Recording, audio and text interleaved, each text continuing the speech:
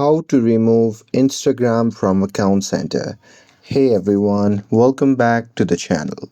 In today's video, I will show you how to remove Instagram from Account Center. So now without further ado, let's get started. So here, first thing first, open the Instagram app on your phone.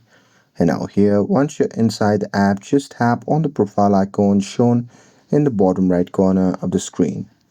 And now here, once you're inside the profile section, just tap on the three dash icon shown in the top right corner of the screen. And now from here, you can just tap on Account Center. And now here, once you're inside the Account Center, you can just scroll down and tap on Manage Accounts. And now here in this section, you can simply select the Instagram account that you want to remove, and there you can just tap on Manage beside that account.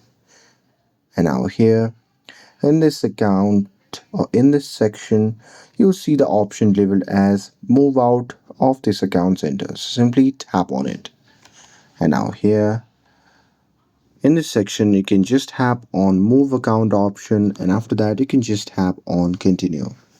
And here with that, you can just tap on this button that says Yes, finished moving, and it will remove your Instagram account from Account Center.